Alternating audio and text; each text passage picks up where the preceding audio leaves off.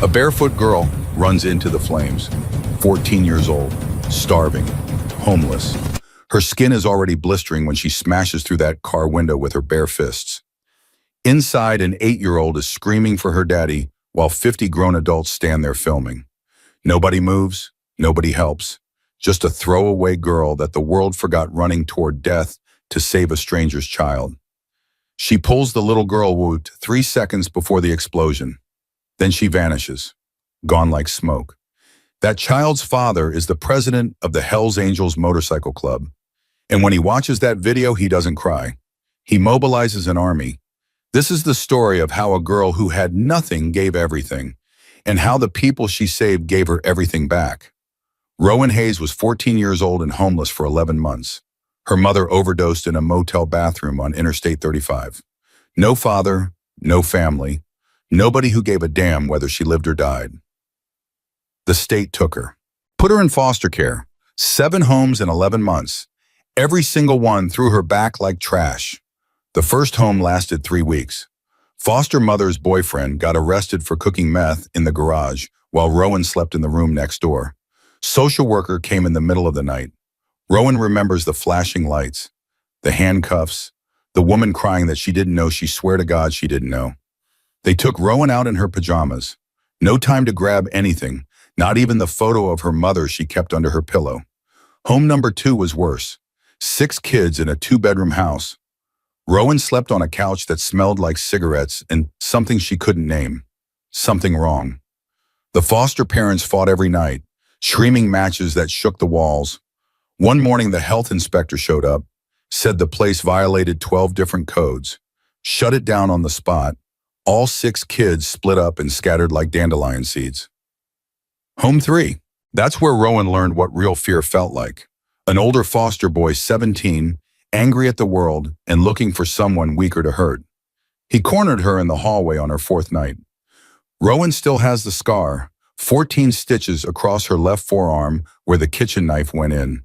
The boy told the social worker Rowan attacked him first. They believed him. Rowan learned right then that the truth doesn't matter when nobody wants to hear it.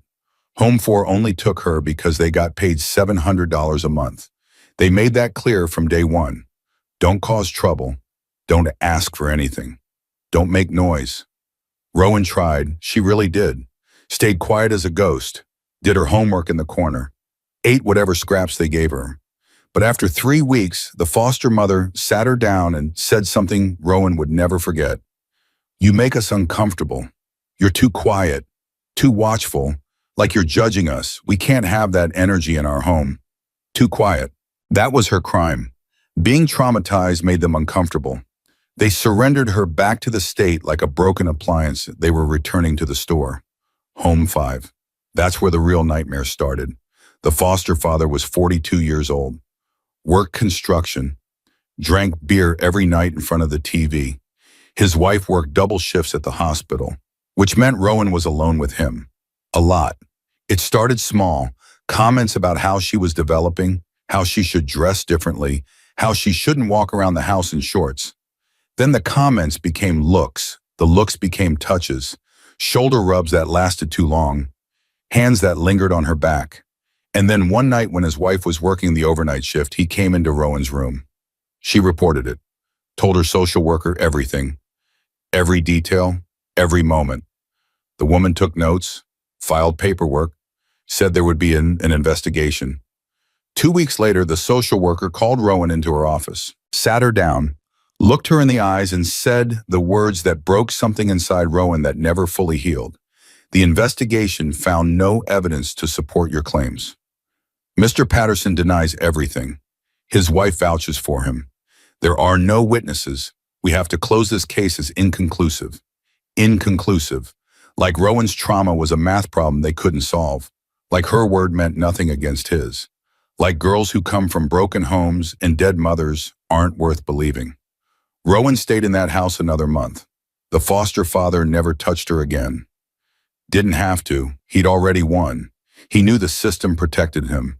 Knew nobody would believe a throwaway foster kid over a respectable working man. When Rowan finally aged into home 6, she thought maybe things would get better. She was wrong. This foster father was different. meaner, more direct. He had rules, insane rules. Don't touch the TV remote. Don't open the refrigerator without permission. Don't eat unless you're told you can't eat. Rowan broke that last rule. She was so hungry. 3 days without a real meal, just scraps at dinner. She got up at 2 in the morning and poured herself a bowl of cereal. Frosted Flakes. She remembers the taste. Sweet, cold, the best thing she'd eaten in weeks.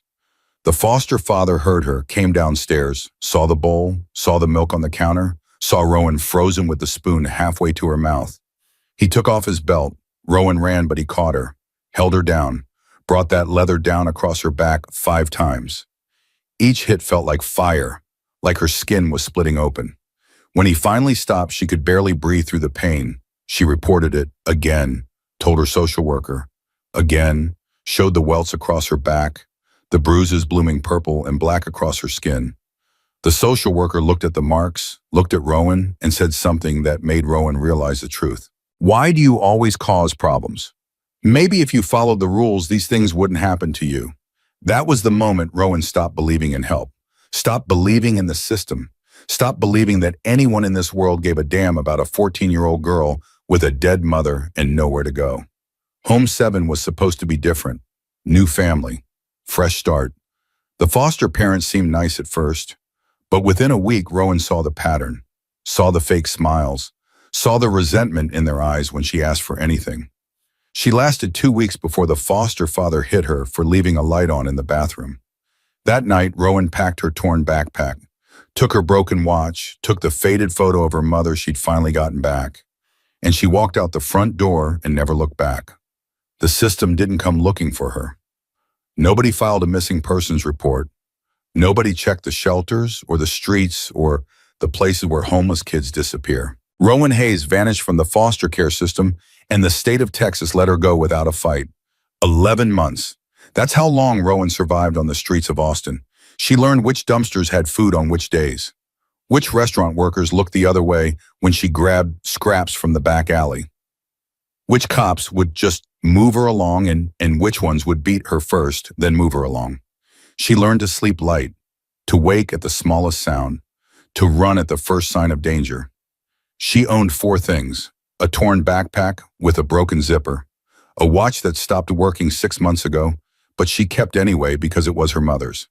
A photo of her mother from before the drugs took her smiling at the camera like she had a future, and a sentence her mother repeated every single day before she died. Help people, Rowan, even when nobody helps you, especially then.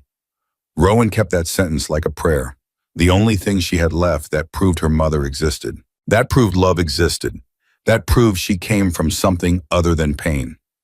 Thursday afternoon in August, 103 degrees. Heat that made the air shimmer and turned the concrete into a griddle hot enough to fry an egg. Rowan was behind the Chevron station on East Riverside Drive, elbow deep in a dumpster looking for anything that wasn't rotten. Her stomach had been empty for 2 days.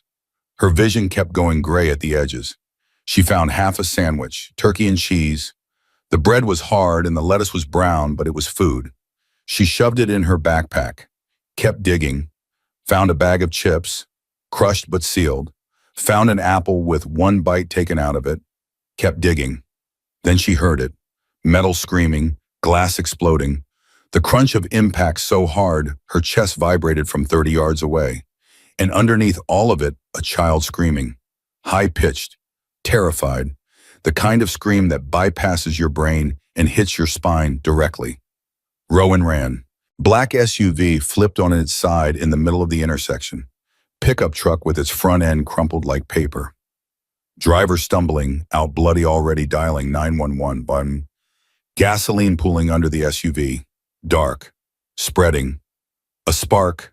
Blue flame racing across asphalt like water flowing downhill. And inside that crumpled metal coffin, a little girl screaming words that would haunt Rowan forever. Daddy, Daddy, help me, please. Rowan stopped, looked around. 50 people, maybe more. Business suits, yoga pants, delivery uniforms. Every single one of them holding a phone, recording, filming, documenting this child's death for social media. Nobody moving, nobody helping. Just phones raised high, lenses pointed at suffering. Somebody help her. Rowan's voice broke when she screamed it. Desperate, raw, nothing. The phones kept recording. The flames climbed higher. The girl's screams got worse, more panicked, more aware that she was going to die while strangers watched. Rowan didn't decide. Her legs just moved. Kid, stop. Don't go in there. Someone grabbed at her shoulder. Rowan didn't hear them. She was already running toward the fire, toward the heat, toward death. The heat hit her like a fist to the face, eyes watering, lungs seizing, couldn't breathe through the smoke. But she could see the girl now. Blonde hair matted with blood, trapped in a car seat, door crushed against her legs, eyes wide, mouth open. Screaming, Rowan reached the window, looked inside. The girl stared back. I'm coming. I'm going to get you out. I'm scared. I want my daddy. What's your name, Quinn? Okay, Quinn, I'm Rowan. I'm going to break this window. It's going to be loud. Don't be scared. Please don't leave me. I won't. I promise. Rowan wrapped her shirt around her fist. The flames were eating through the gasoline now, crawling up the underside of the SUV. She had seconds, maybe 30, maybe less. She could feel her shoes melting. Rubber sticking to the asphalt. First punch, nothing. The window didn't even crack. Rowan hit it again, harder. Her knuckles split inside the shirt, blood seeping through the fabric. Third punch, the glass finally gave. A spider web of cracks spreading from the impact point. Fourth punch, the window exploded inward, shards slicing her arm, her hand, her cheek. She didn't feel any of it. Adrenaline turning a pain into white noise. Rowan reached through the broken window, fingers fumbling with the car seat buckle, smoke filling her lungs. Quinn coughing, crying, grabbing at Rowan's arms with small, desperate hands. It's stuck, I can't get out. Don't leave me. I'm not leaving. The buckle released. Finally. Rowan grabbed Quinn under the arms and pulled. The little girl screamed as her legs scraped against the broken window frame. Glass cutting through her jeans. Rowan didn't stop. Couldn't stop. She hauled Quinn through the window and wrapped her arms around the small body and ran. 15 feet from the car. 10. 5. The gas tank exploded. The blast wave hit them like a truck, threw them forward. Rowan twisted midair, pulled Quinn against her chest, took the impact on her back. They hit the ground hard, concrete slamming into Rowan's spine, her skull bouncing off asphalt, vision going white, then black, then white again. But Quinn was on top of her, crying, shaking, alive. Rowan couldn't hear through the ringing in her ears, couldn't see through the smoke and tears and pain, but she could feel the small body pressed against hers, could feel the rapid heartbeat, could feel Quinn breathing. You okay? You hurt. Quinn's voice was muffled, distant, like she was speaking underwater. My leg hurts. In my head. That's okay. Help's coming. You're going to be fine. Sirens, finally. People actually putting down their phones and running toward them. Someone was shouting. Someone else was crying. The world was chaos and noise and movement. Quinn looked down at Rowan with huge blue eyes, tears streaking through the soot on her face. You saved me. Somebody had to. What's your name again, Rowan? Like the tree. That's pretty. You're pretty, even with all the smoke on you. Rowan almost laughed. Her hands were burned raw. Her back felt like someone poured gasoline on it and lit a match. Glass was embedded in her cheek, and this 8-year-old girl was worried about how she looked. Yeah, probably don't look too good right now. It's okay. Mommy says angels don't have to be pretty. They just have to be brave. Something cracked inside Rowan's chest. Not pain. Something else. Something she'd forgotten existed in 11 months of sleeping behind dumpsters and stealing food and being invisible. Someone seeing her. Really seeing her. Not as a problem to solve or a burden to carry. As a person. As someone worth something. Then Rowan saw the cop cars pulling up. Saw the officers getting out. Saw the paramedics running toward them with a stretcher. And she remembered who she was. What she was. A runaway. A ward of the state. A girl with a record of causing problems. Last time the police picked her up, they held her 16 hours. No phone call, no lawyer, no rights. Just a concrete cell and questions she couldn't answer. Then they dumped her at a group home where an older kid broke two of her ribs because she looked at him wrong. Time before that, a cop slammed her face into a patrol car, called her a troublemaker, told her to stop resisting when she hadn't moved, left a bruise that lasted 3 weeks. Rowan looked at Quinn, at this little girl who just called her an angel, at this stranger's child she'd almost died saving. Help is here, Quinn. They're going to take care of you. You'll stay right? I can't. But you're my angel. Angels don't leave. Paramedic running toward them now. Young woman, eyes going wide when she saw Rowan's burns, when she saw the glass, when she saw how much damage one 14-year-old body had taken. Sweetheart, you need medical attention. You need to stay right here. Rowan transferred Quinn into the paramedic's arms. The woman was strong, careful, professional. She'd take care of Quinn. She'd make sure the little girl was okay. Son, you can't just...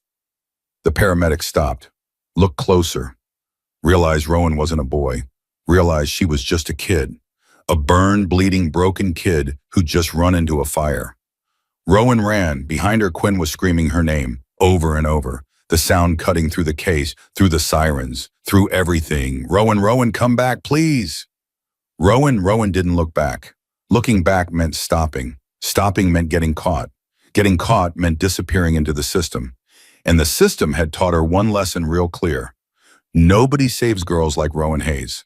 She ran 4 blocks before her legs gave out, collapsed behind a laundromat, lungs burning, vision swimming, hands screaming with pain.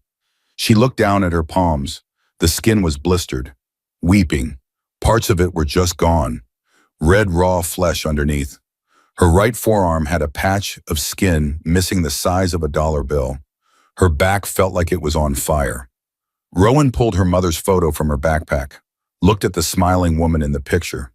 The woman from before the drugs, before the overdose, before everything went wrong. I did what you said, Mama. I helped someone. Her voice was barely a whisper, throat raw from smoke, from screaming, from everything, even when nobody helps me. I helped. She waited for a sign, some feeling that her mother heard, that her mother was proud. Nothing came, just silence, just heat, just pain radiating through every nerve.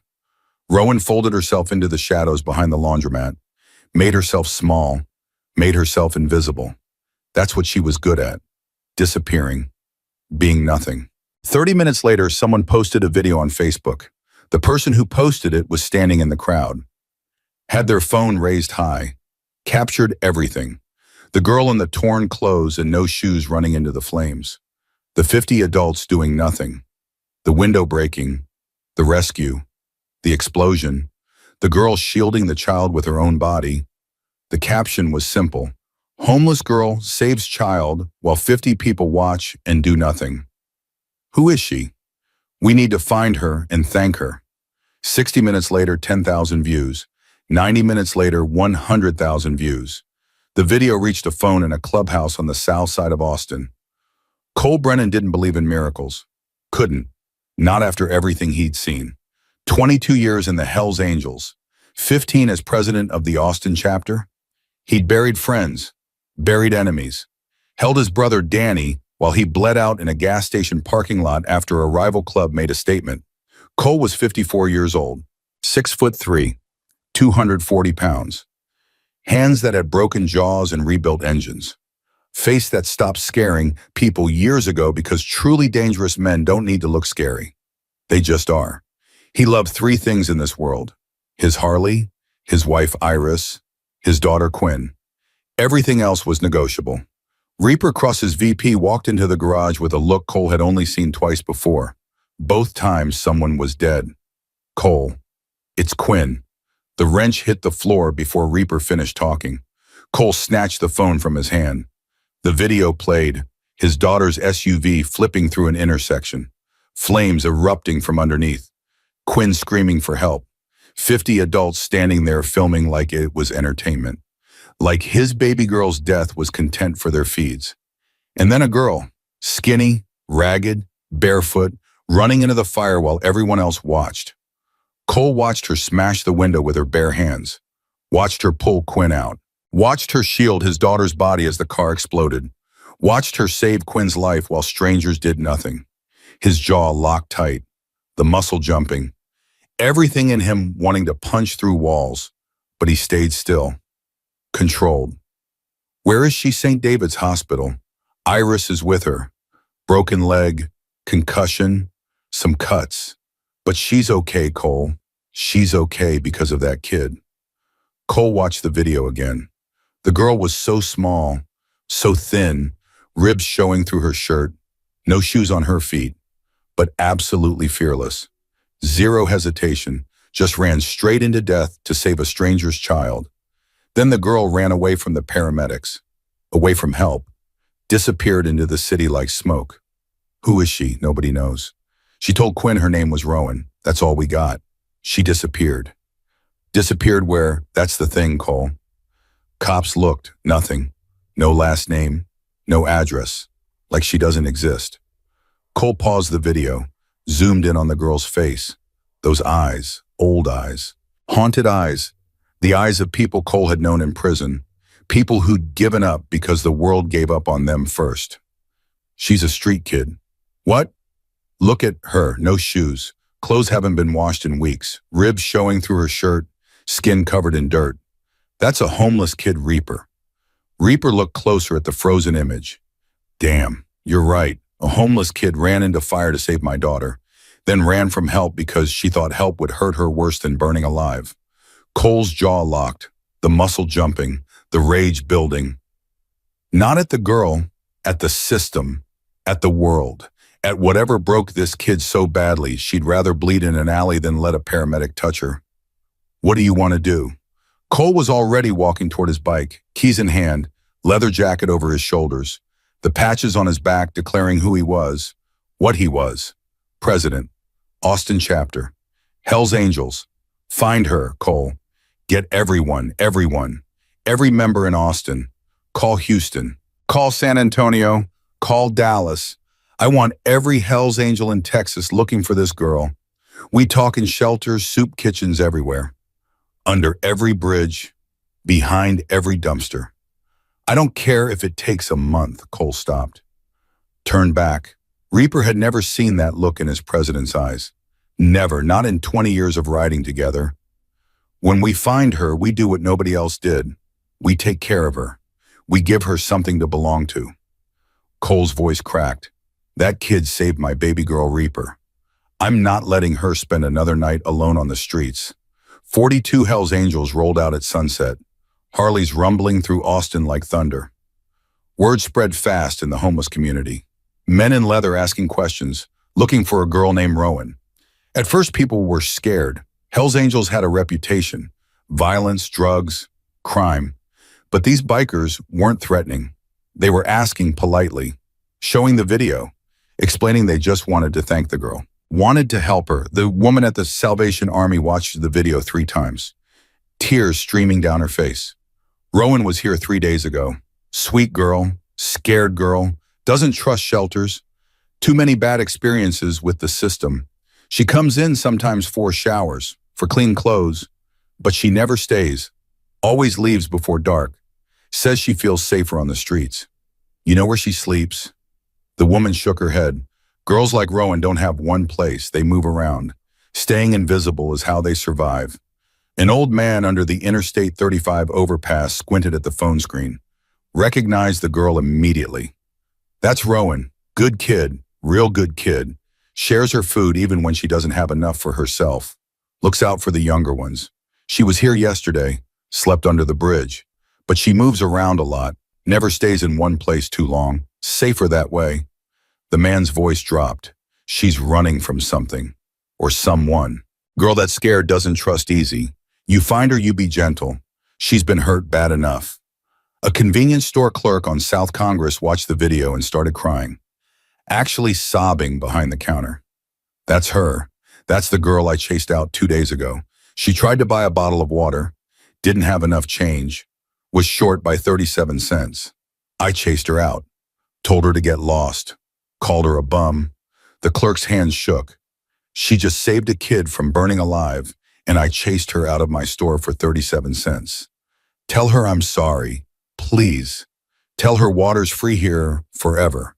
Tell her I'm so sorry. Reaper marked each location on a map. They were building a picture of Rowan Hayes' invisible life. The places she slept, the places she ate, the places she existed in the shadows while the world walked past. But Rowan was nowhere, because Rowan was dying in the one place nobody thought to look. The St. Andrew's Episcopal Church had an unlocked side door. Rowan found it 6 months ago. She'd slept in the basement a dozen times, always left before dawn, always careful not to leave a trace. The church didn't know she existed. That's how she wanted it. Tonight she couldn't leave if she wanted to. Her burns were infected. She could see it now, hands blistered and weeping clear fluid. Right forearm missing that patch of skin, the exposed flesh, turning colors it shouldn't be. Red, purple, streaks of darkness spreading up toward her elbow. Her back felt like acid was eating through her spine. She was shaking, fever burning through her, body trying to fight an infection it couldn't win against. No food for 3 days now. No water since yesterday morning. Her lips were cracked, tongue swollen. Every breath hurt. Rowan held her mother's photograph. The faded picture creased from being folded and unfolded 1,000 times. She traced her mother's face with one burned finger. I did what you said, Mama. Her voice was barely a whisper. Throat so dry the words scraped coming out. I helped someone, just like you taught me. She waited for a sign, some feeling that her mother heard, that her mother was proud. Maybe this time, maybe with death this close, the barrier between worlds was thin enough. Nothing came, just cold, just darkness, just pain radiating through every cell. Maybe this was how it ended, a church basement, alone, forgotten. She saved a little girl's life, and she was still going to die like this, like she never mattered. Rowan closed her eyes. I'm sorry, Mama. I tried. I really tried. Darkness took her. Sterling Cade, who everyone called Flint, was 72 years old. Bad knees from a Humvee rollover in Desert Storm. Worse back from decades on a Harley. Arthritis in every joint that screamed in the cold and ached in the heat. He'd been riding with the Angels for 41 years. Buried more brothers than he could count. Seen things in war and peace that would break most men. But when his flashlight swept across that church basement and found a 14-year-old girl curled on concrete, burning with fever, clutching a photograph of her dead mother, Flint felt something break inside him that he thought had died in Kuwait. Jesus Christ. He ran, 72 years old with bad knees, and he ran like he was 20. Dropped to his knees beside the girl, touched her forehead, burning. Her skin was fire. The girl flinched, even unconscious. Even half dead, she flinched from human touch. Easy, kid. Easy. I'm not going to hurt you. Flint pulled out his phone. Called Cole. Cole. It's Flint. We're St. Andrew's Episcopal. The basement. Flint's voice cracked. Cole, she's bit. Real bad. Burns infected. Fever over 105. She's been down here alone for God knows how long. I'm on my way. Cole, listen to me. Flint looked at the girl, at the photograph clutched in those burned fingers. A woman smiling. Before life destroyed her. Before drugs took her. Before she left this child alone in a world that didn't want her. When I found her, she was talking to this picture, to her mother, telling her she helped someone, telling her she kept her promise. Silence on the other end of the line. Then a sound Flint had never heard from Iron Cole Brennan in 20 years of brotherhood. A sob. Quick. Strangled. Buried fast. Get her to St. David's. I'll be there in 15 minutes. Flint hung up, wrapped his leather jacket around the girl's shaking body. She was so light. God so light for 14. Like she was made of paper and air. Like she might blow away if he didn't hold on tight. He lifted her, cradled her against his chest, started toward the stairs. The girl's eyes fluttered open. Brown eyes, dark, filled with pain and confusion and fear so deep it had roots. Who the word was barely sound. More breath than voice. Name's Sterling. People call me Flint. Why are you? Because you saved a little girl from a fire. Her daddy wants to say thank you. The girl's eyes went wide, confused. Like Flint was speaking a language she didn't understand. A language where people helped instead of hurt. Where actions had good consequences instead of bad ones. Just rest now, kid. You're safe, safe. Yeah, Rowan, safe. The girl stared at him, at this stranger, this old man in leather with kind eyes and gentle hands. She wanted to run, wanted to fight. That's what 11 months on the streets taught her. That's what kept her alive. But she was so tired of running, so tired of fighting, so tired of being alone. Rowan's eyes closed. For the first time in 11 months, she let someone carry her, let someone help, let herself believe just for a moment that maybe safe was real. Flint climbed the stairs slowly, carefully, like he was carrying something precious, something that might shatter if he moved too fast. Outside, the night was hot, humid, the kind of Texas heat that doesn't break even after the sun goes down. Ambulance was already pulling up. Cole must have called ahead. Paramedics jumped out with a stretcher, started hooking up IVs before Rowan was even loaded inside. Fluids for the dehydration, antibiotics for the infection, morphine for the pain. Flint climbed in beside her, held her burned hand carefully. She didn't wake up, didn't respond, just lay there like she was already gone. He looked at her face. So young, so damaged, so alone. Hold on, kid. Just hold on. Your story doesn't end in a church basement. Not if I have anything to say about it. The ambulance screamed through Austin streets, lights flashing, sirens wailing, racing against time, against infection, against a world that had already given up on this girl a long time ago. At St. David's Hospital, Cole and Iris Brennan were standing in the emergency room entrance, waiting. Cole's jaw was locked. Iris's face was pale. Both of them staring at the ambulance doors like they could will them open through force of need alone. The ambulance pulled up, doors flew open, paramedics pulled the stretcher out, started rattling off vitals as they ran toward the entrance. Female, approximately 14 years old. Severe dehydration, second and third degree burns on hands, arms, and back. Fever 106, BP 70/40, unresponsive but breathing. Cole and Iris saw her.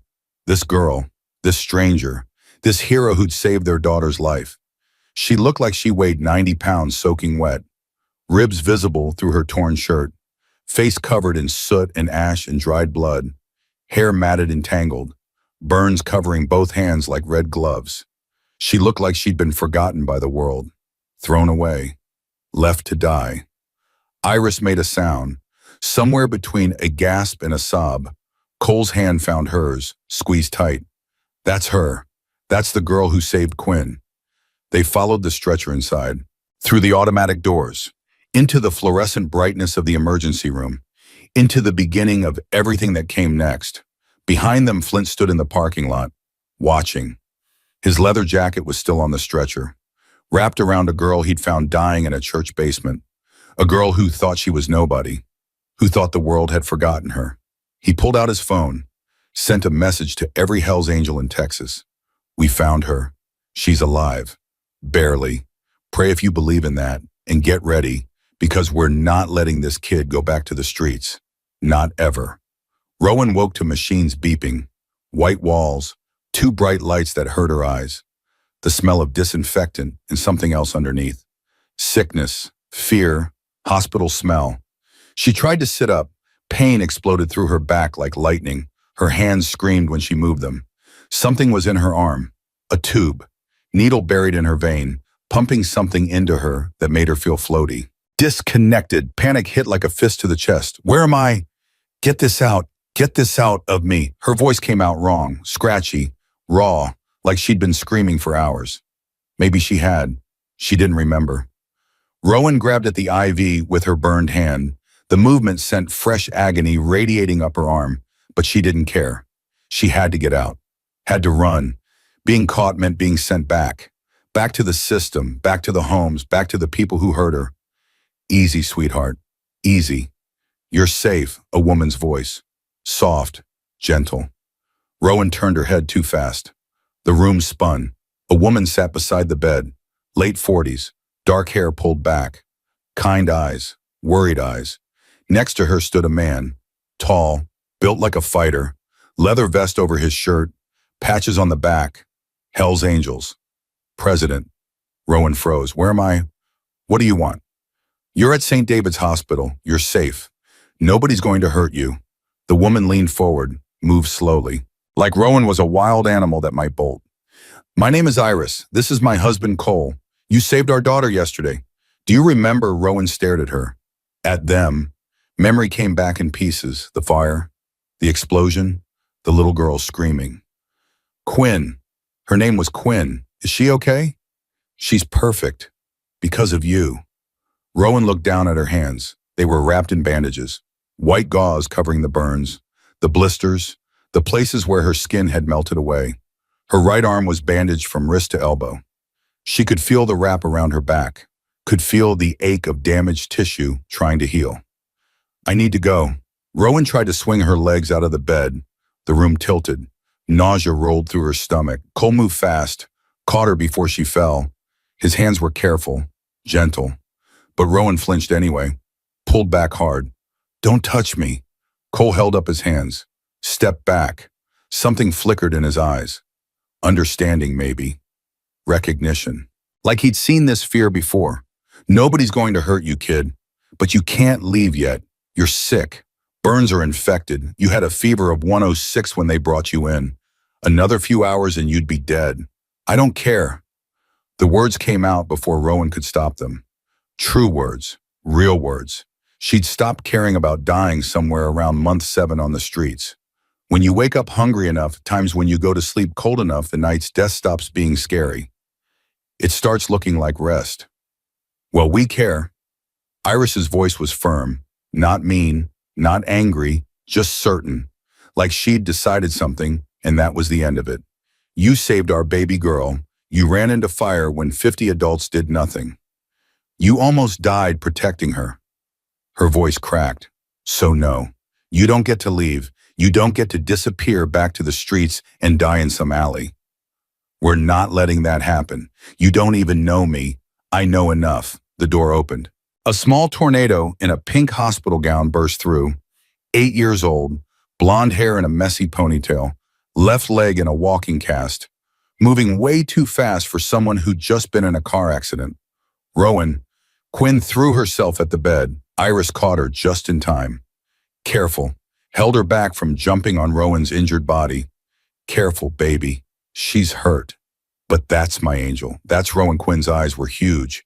Blue, filled with something Rowan didn't recognize at first. Then she did. Wonder. This 8-year-old girl was looking at Rowan like she'd hung the moon. Like she was something special. Something worth looking at. Rowan's throat closed up. Hey, Quinn, you came back. Mommy said you ran away, but I knew you'd come back. Angels don't really leave. They just go invisible sometimes. Quinn reached for Rowan's bandaged hand, held it carefully, like it was made of glass. Does it hurt? Rowan looked at this child, this stranger who she'd pulled from fire, who she'd almost died saving, who was now holding her hand like they'd known each other forever. A little, but I'm okay. You're my hero. Daddy told me. You ran into the fire when nobody else would. You saved my life. Somebody had to, but nobody else did. Just you. Quinn's face was serious now, no longer bouncing, just intense, the way kids get when they're saying something important. That makes you family. Daddy says family is the people who show up when it matters. You showed up. Rowan didn't have an answer for that. Didn't know what to say when an 8-year-old redefined the word family in a way that made more sense than anything Rowan had learned in 14 years. The door opened again. This time it wasn't a tornado. It was worse. A woman in a gray suit, clipboard in hand, ID badge clipped to her belt, Department of Family and Protective Services. Rowan knew that badge, knew what it meant. Social worker, CPS, the system coming to take her back. Rowan Hayes. Not a question. A statement. Like Rowan's identity was something to be confirmed and filed and processed. You need to come with me. Cole stepped between the social worker and the bed. His body language changed, became something else, something dangerous. She's injured. She's not going anywhere. Mr. Brennan, I'm aware of who you are. I'm aware of your criminal record. This girl is a ward of the state. She's been missing from the foster care system for 11 months. She needs to be processed and placed in appropriate care. Appropriate care, Iris's voice was sharp, angry. She stood up, positioned herself next to Cole, a wall of protection between Rowan and the woman with the clipboard. Look at her. Look at what your appropriate care did to this child. The social worker, her badge said Adelaide Stone, didn't flinch.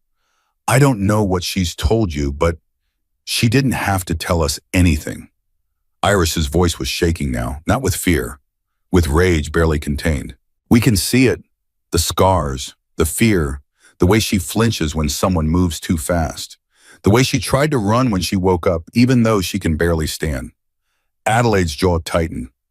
Mrs. Brennan, I understand you're grateful, but gratitude doesn't supersede the law.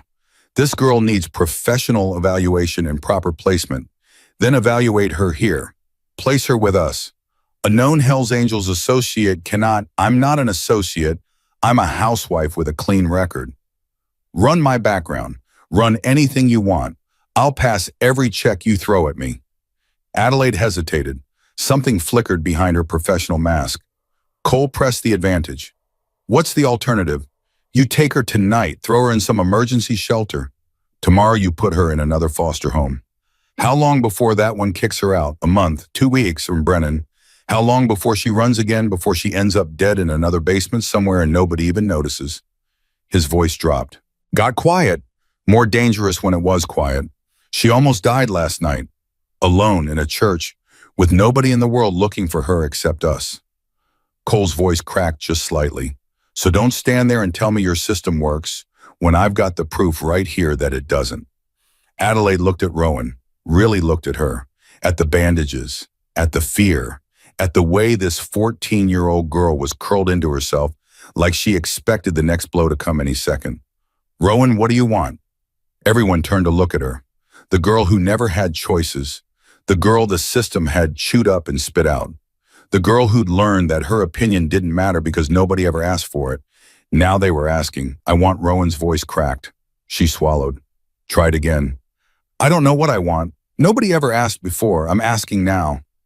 Rowan looked at Quinn, at this little girl still holding her hand, looked at Iris with tears in her eyes, looked at Cole standing like a wall between her and everyone who'd ever heard her. I want to stop running. I want to wake up in the same place 2 days in a row. I want to eat breakfast at a table instead of out of a dumpster. Her voice broke. I want someone to notice if I don't come home. Adelaide was quiet for a long moment. When she spoke, her voice was softer. Tired. I can't authorize placement with the Brennans. Not tonight. Not without full background checks.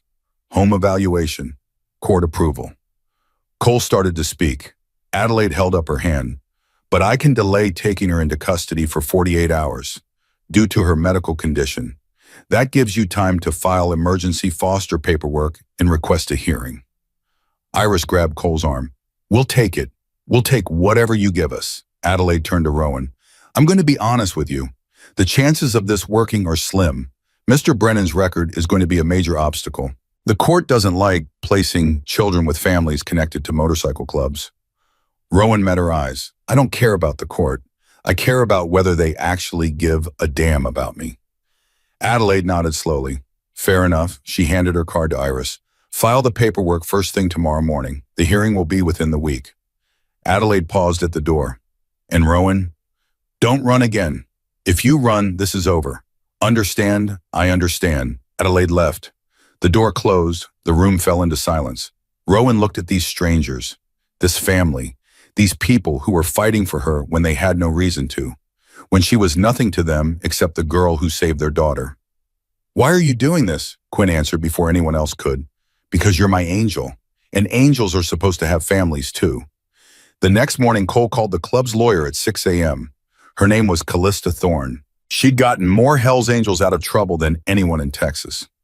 She arrived at the hospital by 7, dark suit, sharp eyes, leather briefcase that probably cost more than Rowan had seen in her entire life. This is going to be ugly. Callista didn't believe in sugarcoating. Rowan appreciated that. She'd had enough lies in her life. Cole, your record is the biggest problem. 15 years served, manslaughter. The fact that it was 20 years ago doesn't matter to family court. They see Hells Angels president and they see danger. Iris leaned forward. But I'm clean, completely clean. Can't we file under my name? We will. But they'll still investigate Cole. They'll investigate the home. They'll interview neighbors. Callista paused, looked at Cole. And honestly, some of your neighbors aren't going to say nice things. Our neighbors are terrified of us. Cole's voice was flat. Stating fact. They think we're running drugs. Think we're violent criminals. Think their property values are going down because of who we are. Then we need something stronger than neighbor testimony. We need proof that Rowan thrives with you. Callista turned to Rowan. How long have you been in this system? 4 years. Since I was 10. How many placements? 7. Callista's expression didn't change, but something flickered in her eyes. Why did each placement end? Rowan took a breath. This was the part she hated, explaining her history like it was evidence, like her trauma was data points on a form. Home 1. Foster mother's boyfriend got arrested. Meth lab in the garage. Callista wrote that down. Home 2. Overcrowding. Health code violations. Got shut down. Home 3. Another foster kid attacked me. 14 stitches in my arm. Callista's pen stopped moving. Did they charge him? No, he said I attacked him first. They believed him. Home 4 lasted 3 weeks. Foster parents said I made them uncomfortable. Too quiet. Home 5. Rowan's voice caught. This was the hard one. The one that still woke her up at night. The foster father. He touched me. Did things he wasn't supposed to do. The room went completely silent. Cole's hands clenched into fists. Iris's face went pale. I reported it. Told my social worker everything. They investigated. Callista's voice was gentle. What did they find? Nothing, no evidence. Foster father denied everything. His wife vouched for him, case closed as inconclusive. Inconclusive. That word again, the word that meant nobody believed her. Home 6. Foster father beat me with a belt for eating cereal without permission. I showed the social worker the marks. She asked why I always cause problems. Jesus Christ. Cole's voice was rough. Broken. He turned away, walked to the window. Iris reached for Rowan's hand, held it carefully around the bandages. Home 7. Same thing, different father. I reported it. Social worker blamed me again. So I left. Never went back. Callista closed her notebook, looked at Rowan with something that might have been respect. You've been reporting abuse for 4 years and nobody listened. Rowan shrugged. I'm a foster kid. We don't count. You count to me. Callista's voice was firm. Final. And you're going to count to Judge Harrison, because I'm going to make damn sure he hears every word of this. 3 days later, they went to court. Rowan wore clothes Iris bought her. Clean jeans, a soft shirt that didn't hurt her burns, new shoes that actually fit. Her hair was washed and brushed, bandages fresh and white on her hands. She looked almost normal, almost like a regular kid, but her hands wouldn't stop shaking. The courthouse was massive, stone and glass and authority. Rowan had been here before, twice, for different foster placements. Both times she'd walked out with strangers who eventually threw her away. This time felt different. This time when she got out of Cole's truck, she saw them. Motorcycles. Dozens of them, lined up along the street, bikers in leather standing on the courthouse steps. More arriving every minute. What is this? Iris squeezed her hand. This is family showing up. Flint walked over. The old man who'd found her in the church, who'd carried her to the ambulance, who'd held her hand while she was dying. How you holding up, kid? I'm scared. Good. Means you care. Just stick close to Cole and Iris. Let the lawyers do the talking. He touched her shoulder carefully. And remember, every single person out here has your back. The courtroom was smaller than Rowan expected. Wood paneling, fluorescent lights, American flag behind the judge's bench. 20 bikers filled the seats behind the Brennans. Flint, Reaper. Others Rowan didn't know. All of them there for her. On the other side of the aisle sat Adelaide Stone, a man in a cheap suit, a woman with glasses and a tired expression. All rise. The Honorable Judge Harrison presiding. Judge Harrison was 60-something. Gray hair, reading glasses, face that looked like it had heard every story twice and believed maybe half of them. Be seated. This is case number 2024-FC-4891. Emergency foster placement petition for Rowan Hayes minor. Miss Thorne, you're representing the petitioners. Yes, Your Honor, Cole and Iris Brennan. Miss Stone, you're representing Child Protective Services. That's correct, Your Honor. Let's begin. Miss Stone, present your case. Adelaide stood. She was calm, professional, the kind of calm that came from doing this 1,000 times before. Your Honor, Rowan Hayes is a 14-year-old ward of the state who has been missing from foster care for 11 months. During this time, she lived on the streets, engaged in survival behaviors, including theft and trespassing, had no adult supervision or support. Rowan flinched at the word theft. It was true, she'd stolen food to survive. But hearing it said out loud in a courtroom made it sound like she was a criminal. While we acknowledge that Rowan performed a heroic act in rescuing Quinn Brennan, heroism does not negate the serious concerns about this proposed placement. What concerns? Judge Harrison looked over his glasses. Cole Brennan has an extensive criminal record. 15 years served for manslaughter. He is the current president of the Hells Angels Motorcycle Club, an organization that has been linked to numerous criminal investigations. Adelaide continued. Additionally, the Brennan household has no experience with foster care, no training, no preparation for the unique challenges of a traumatized adolescent. We believe Rowan would be better served in a licensed therapeutic foster home. Callista stood. She didn't rush, didn't show any anxiety. Your Honor, I'd like to start by asking a simple question. How many foster homes has Rowan Hayes been placed in since entering the system? Adelaide shifted. That's not 7, Your Honor. 7 homes in 4 years. Would you like to know why she left each one? Judge Harrison nodded. Go ahead. Callista picked up a folder, thick with papers, documentation, evidence. Home 1. Rowan was removed after the foster mother's boyfriend was arrested for operating a methamphetamine lab, while Rowan slept in the room next door. Home 2. Closed due to overcrowding and health code violations. 6 children in a 2-bedroom house. Home 3. Rowan was hospitalized after another foster child attacked her with a knife. 14 stitches. The other child claimed Rowan attacked first. Investigation was inconclusive. Rowan was blamed. The courtroom was dead silent. Home 4. Foster parents surrendered her after 3 weeks, stated she was too quiet and made them uncomfortable. Home 5. Callista paused, looked at Rowan. Rowan nodded, permission to continue. Home 5. Rowan reported sexual abuse by her foster father. She told her social worker, provided detailed accounts. An investigation was opened. Callista's voice hardened. The investigation found no evidence to support her claims. The foster father denied everything. His wife vouched for him, and the case was closed as inconclusive. Rowan was not believed. Adelaide's face had gone pale. Home 6. The foster father beat Rowan with a belt for eating cereal without permission. She showed her social worker the welts across her back. The social worker asked her why she always caused problems.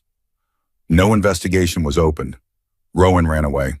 Home 7. More abuse, more reports, more blame placed on the child. Rowan left the system entirely rather than endure another placement. Callista turned to face Judge Harrison directly. 7 homes, Your Honor. 7 failures. 7 times the system that was supposed to protect this child either couldn't or wouldn't. And now that same system wants to take her from the first people who have ever actually fought for her. Objection. Adelaide's voice was strained. Counsel is being inflammatory. I'm being accurate. Every word I've said is documented in CPS's own files. Judge Harrison held up his hand. I'll allow it. Continue, Miss Thorne. Your Honor, yes, Cole Brennan has a criminal record. He served his time. 20 years ago. He's been out with no violations, no arrests, not even a traffic ticket. He runs a legitimate motorcycle repair business, pays his taxes, has been married to Iris Brennan for 23 years. Callista's voice got stronger. And 5 days ago, when a homeless girl saved his daughter's life and disappeared into the streets, Cole Brennan didn't call the police and forget about it. He mobilized 200 people to search for that child. He found her dying in a church basement, brought her to a hospital, hired a lawyer, opened his home. She paused for effect. He told that girl for the first time in her life that someone was going to fight for her. Callista turned to look at the bikers filling the courtroom. Miss Stone talks about suitable placements and professional support, but professionals have been failing Rowan Hayes for 4 years. The system has been failing her. The only people who haven't failed her are sitting at this table. Her voice dropped, got quiet, more powerful when quiet. I'd rather trust a reformed man who shows up than a broken system that keeps letting children fall through the cracks. Someone in the back whispered amen. Judge Harrison's gaze swept over the leather vests, the patches, the faces of men and women who'd driven hundreds of miles to sit in a Texas courtroom for a girl most of them had never met. Miss Stone, call your first witness. The witness was a thin man in a suit, child psychologist. He talked about trauma, about needs, about professional environments. He'd never met Rowan, never visited the Brennan home, never spoken to anyone involved. Callista tore him apart in cross-examination. Your professional opinion is based entirely on paperwork, on files, on the same system that failed Rowan 7 times. You haven't met her, haven't seen her with the Brennans, haven't witnessed any actual interaction. So your opinion is worth exactly nothing. The psychologist left the stand looking smaller than when he sat down. Judge Harrison looked at Callista. Do you have witnesses, Miss Thorne? Yes, Your Honor. I'd like to call Rowan Hayes to the stand. Iris grabbed Rowan's hand. You can do this. Just tell the truth. Rowan stood, legs shaking, walked to the witness stand, sat down. The bailiff approached. Raise your right hand. Do you swear to tell the truth, the whole truth, and nothing but the truth as I do? Her voice came out stronger than she felt. Callista approached slowly, gave Rowan a small, encouraging nod. Rowan, can you tell the court about the day of the accident, the day you saved Quinn Brennan? Rowan swallowed hard. I was behind a gas station, looking for food in a dumpster. I heard the crash, saw the fire, saw a little girl trapped inside the car. What did you do? I ran in, broke the window, pulled her out. Why? The question caught Rowan off guard. What do you mean there were 50 adults standing there? None of them moved. Why did you? Rowan was quiet for a long moment because she was screaming for her daddy.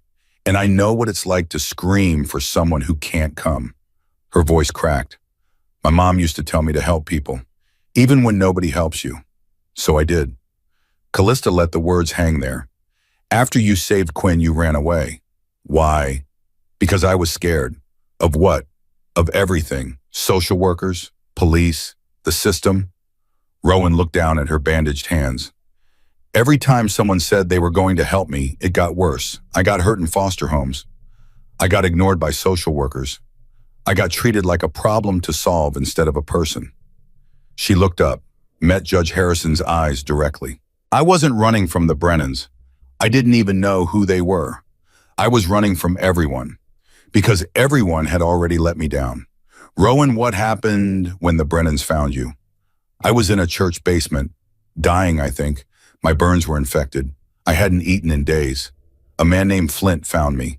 He carried me out, took me to a hospital. She looked at Cole and Iris. Then they came. They stayed with me. They said they were going to fight for me. Her voice broke. Nobody ever said that before. Nobody ever fought for me. Do you want to live with the Brennans? Owen nodded, then remembered she needed to speak for the record. Yes, I want to live with them. The words came quiet but steady. They're the first people who ever made me feel like I mattered, like I wasn't just a case number or a problem, like I was actually worth something. No further questions.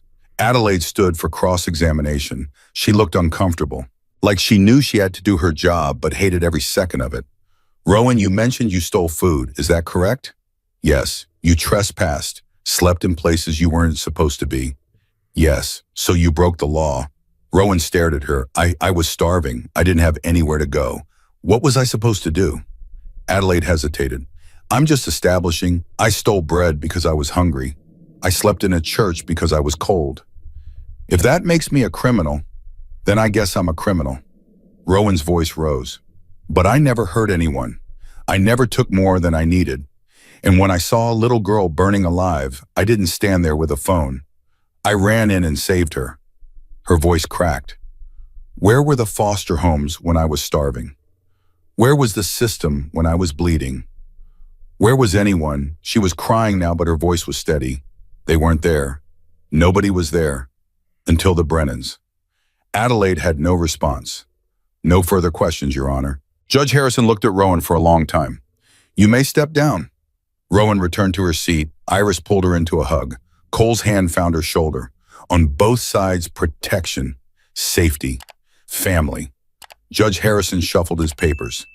The courtroom held its breath. This is one of the more unusual cases I presided over.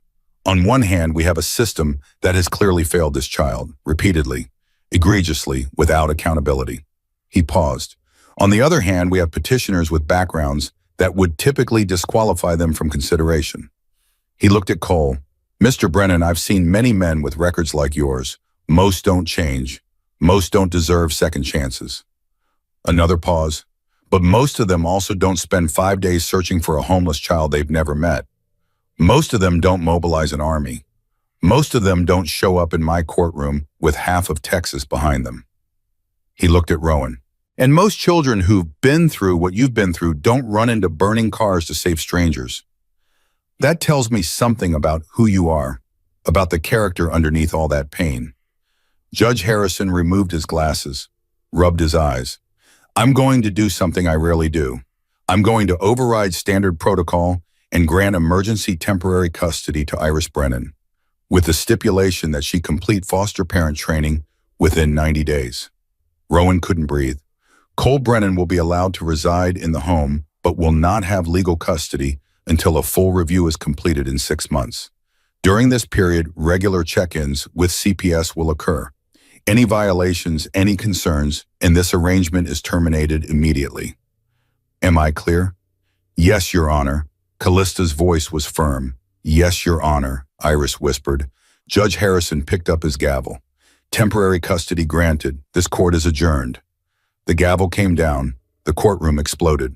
Iris grabbed Rowan and held her so tight Rowan thought her ribs might crack. Cole wrapped his arms around both of them. Behind them, bikers were cheering so loud the windows shook.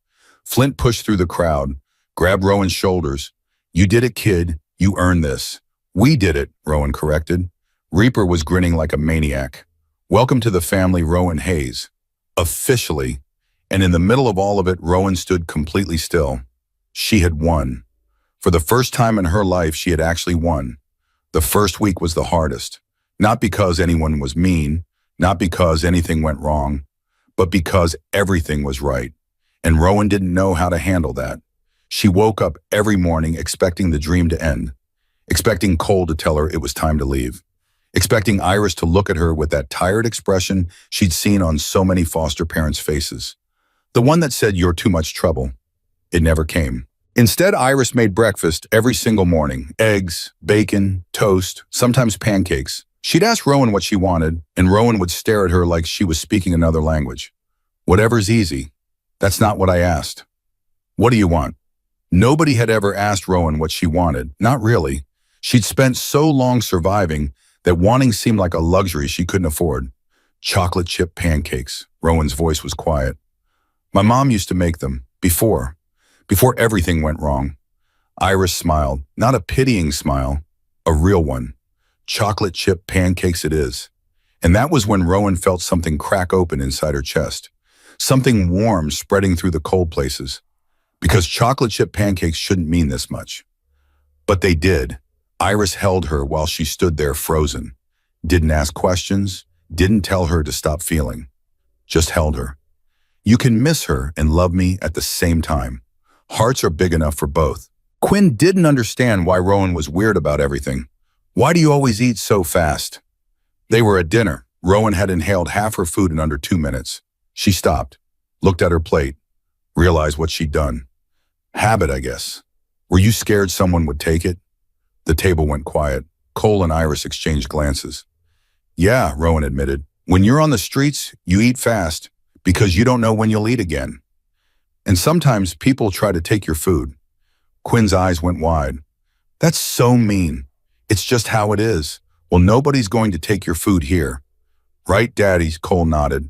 That's right, sweetheart. Rowan can eat as slow as she wants. We're not going anywhere. Rowan looked at her plate, at the food still there, at the family watching her with nothing but patience. She put down her fork, took a breath, picked it back up, and for the first time in over a year, she ate slowly. School started 2 weeks after the court hearing. Iris enrolled her at Austin Middle School, 8th grade. Turns out Rowan was behind in some subjects, but ahead in others. Reading and writing way above grade level. Math needed work. Science surprisingly strong. She's intelligent, remarkably so given what she's been through, the counselor told Iris. But she's got gaps, missing foundations from all the disruptions. Can she catch up with support? Absolutely. This kid is resilient. At first day Cole drove her. Rowan sat in the passenger seat of his truck, stomach churning. You nervous, nimble liar. Rowan almost smiled. Maybe a little. That's normal. New school, new people, it's a lot. What if they find out about me, about being homeless? Cole was quiet for a moment. What if they do? They'll think I'm trash. They'll treat me different. Some might. Most kids are stupid about things they don't understand. But here's what I've learned, Rowan. The people who judge you for where you've been aren't worth knowing. The ones who see where you're going, those are the ones who matter. He pulled up to the school. Kids everywhere, backpacks and laughter and normal lives. Lives Rowan had never been part of. You've survived things that would break grown men. Don't let a bunch of teenagers scare you. Rowan took a breath, opened the door. Hey kid, she turned back. You're a Brennan now, that means something. Hold your head up. The confrontation came at lunch. Third day of school, Rowan was sitting alone eating the sandwich Iris had packed. A girl approached. Tall, pretty, mean eyes.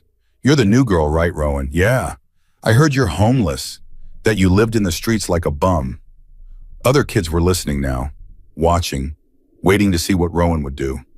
I was homeless. Not anymore. The girl laughed, harsh, cutting.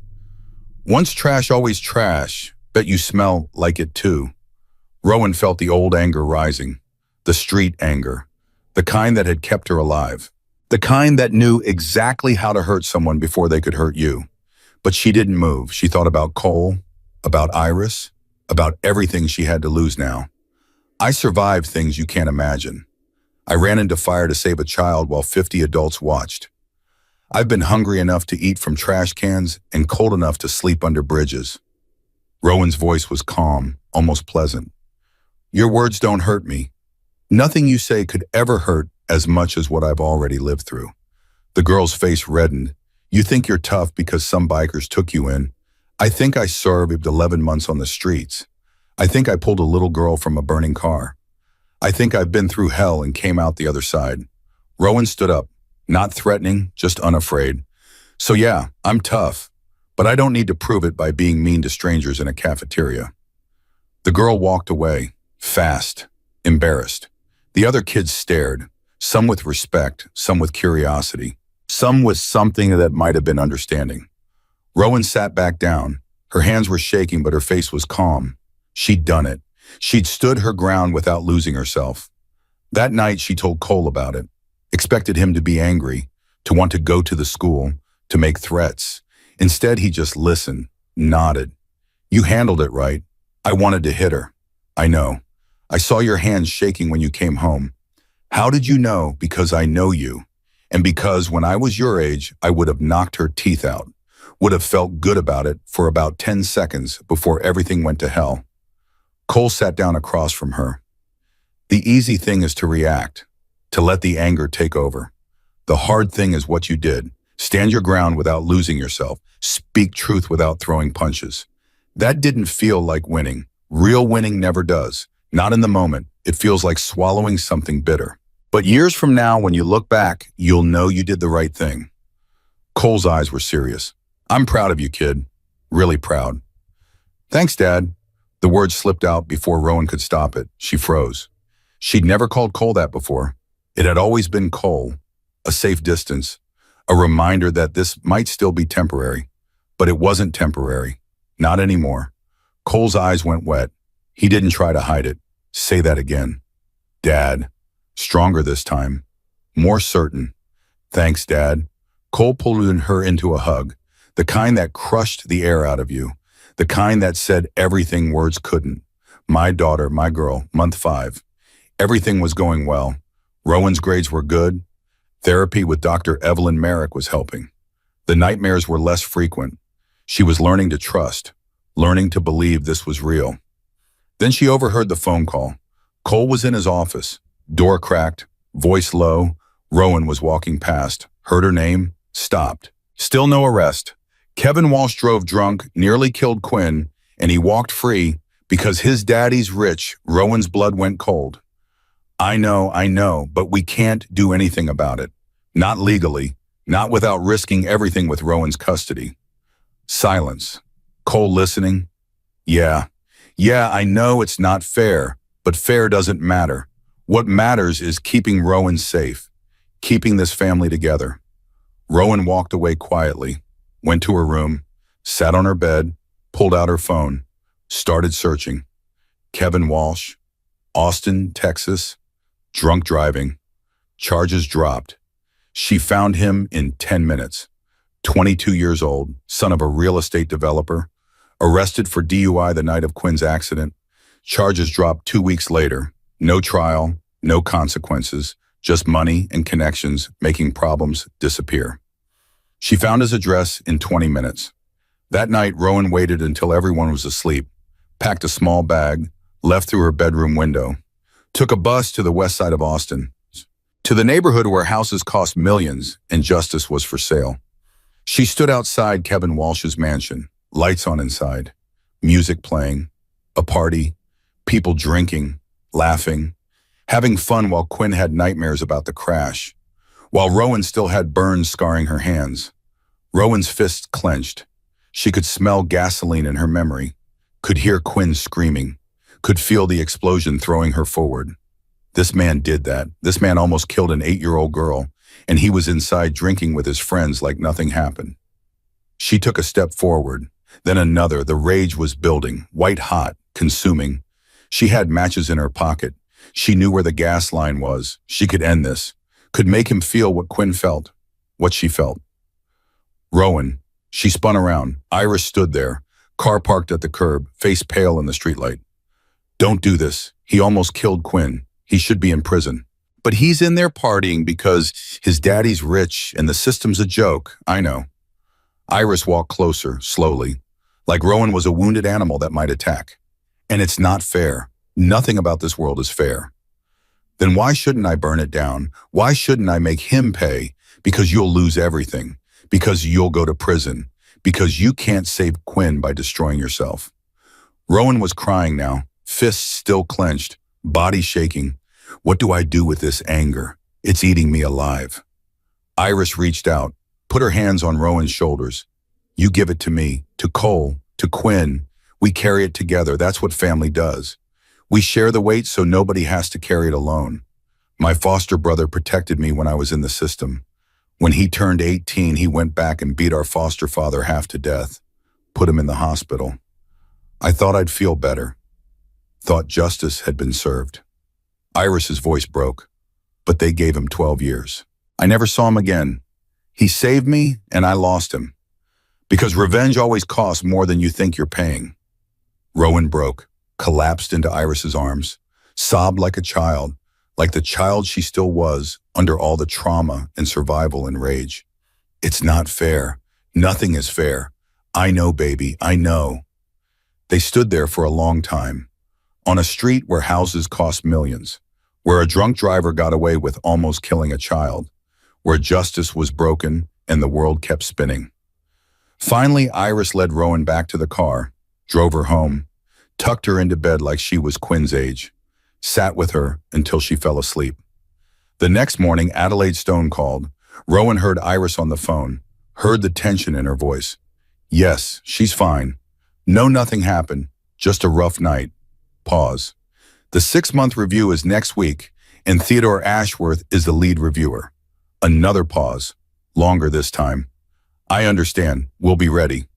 Iris hung up, sat down at the kitchen table, looked at Rowan. That was Adelaide. The 6-month review is scheduled for next Wednesday. There's a new caseworker involved, Theodore Ashworth. Adelaide says he's difficult, says he has concerns about Cole's record in the club. What does that mean? It means we have to fight again. Prove again that you belong here, that this family works. Rowan's stomach dropped. What if they take me away?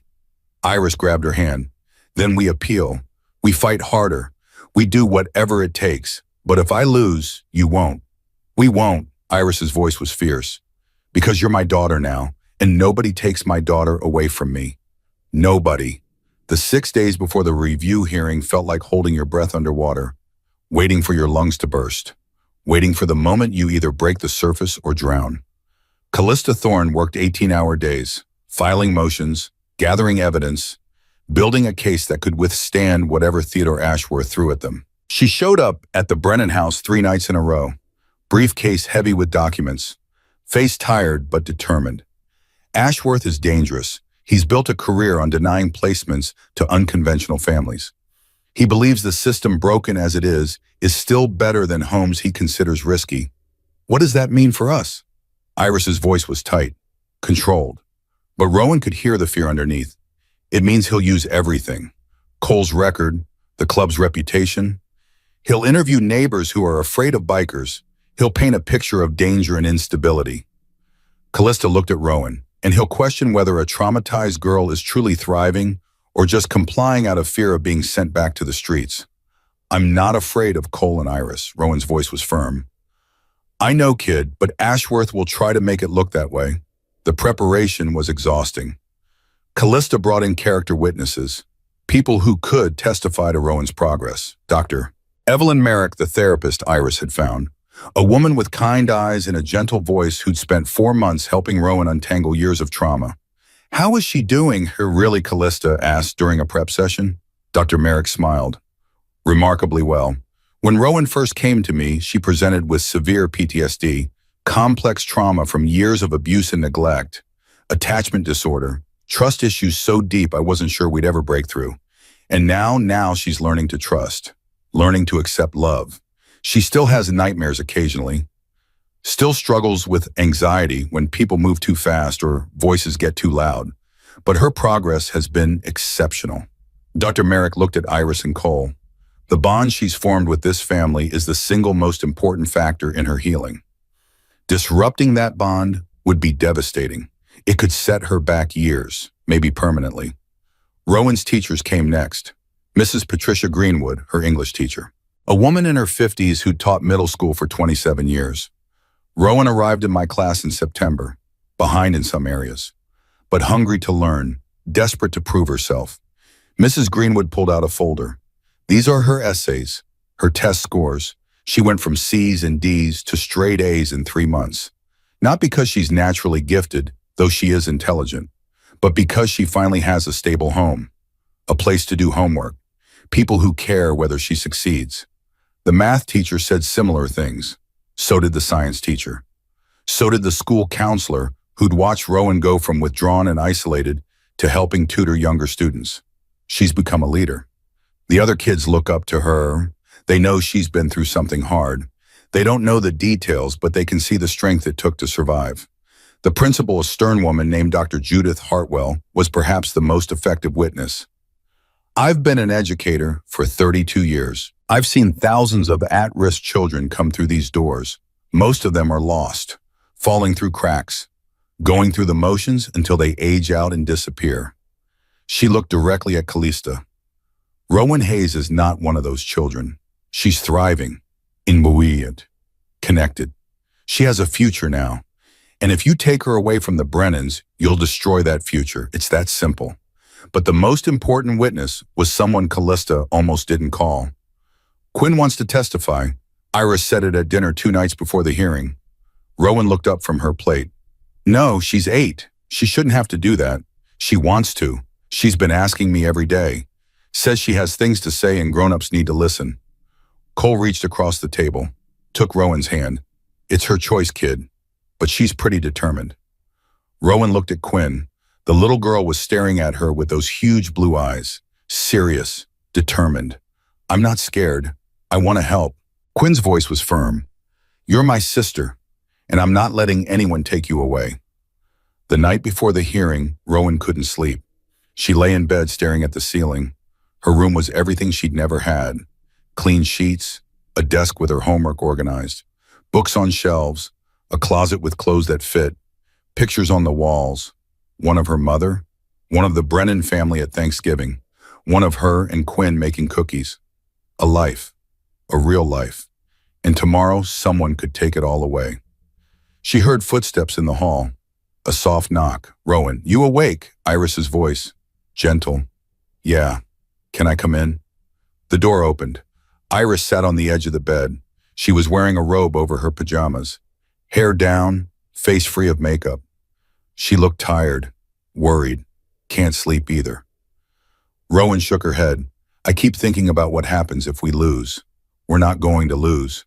But if we do," Iris put her finger against Rowan's lips, silencing her. "Listen to me. When I was 16, I aged out of foster care. Turned 18 and they kicked me out. No family, no money, no plan. Just a garbage bag full of clothes and a bus ticket to nowhere." Rowan had heard pieces of this story before, but never the full thing, never like this. "I ended up in Austin, slept in shelters, worked minimum wage jobs, barely surviving. I was so angry. At my parents for dying, at my foster families for not keeping me, at the social worker who saved me but couldn't adopt me, at the whole broken system." Iris's voice got quieter. "Then I met Cole. He was working at a motorcycle shop. I came in looking for a job. He took one look at me and knew I was running from something, knew I was barely holding on. He gave me the gum, didn't ask questions, didn't judge, just gave me a chance." She smiled. "We didn't fall in love right away. Took years, actually. But he gave me something more important than love. He gave me a place to exist while I figured out who I was." What does that have to do with tomorrow? Everything, because 23 years ago, someone took a chance on a broken girl with no future. And that girl survived, thrived, built a life. Iris cupped Rowan's face in her hands. "You already survived the hard part. You survived the streets, the abuse, the neglect, the fire. Tomorrow is just one more fight, and we're going into it together." What if the judge doesn't see it that way? Then we make him see it. We show him what I see every single day. A girl who deserves everything good this world has to offer. Iris kissed her forehead. "Get some sleep, baby. Tomorrow we fight for our family." The courtroom was packed, every seat filled, standing room only in the back, bikers in leather, teachers in professional clothes, neighbors who'd driven across town to support a family they barely knew. Even the convenience store clerk who'd chased Rowan out months ago.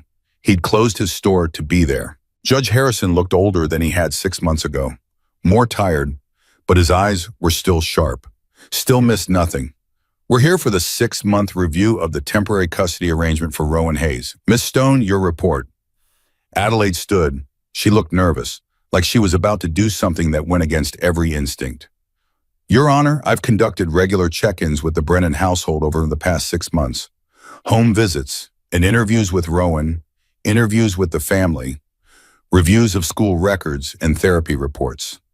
She paused. "It is my professional opinion that this placement has exceeded all expectations. Rowan is thriving academically, emotionally, and socially. The Brennan household has provided stability, support, and genuine love." Adelaide's voice got stronger. "I recommend permanent placement without reservation." The courtroom stirred. Whispers. Adelaide recommending permanent placement was huge. It meant CPS wasn't fighting this. But then Theodore Ashworth stood up. He was thin, sharp-featured, expensive suit, wire-frame glasses that made his eyes look cold.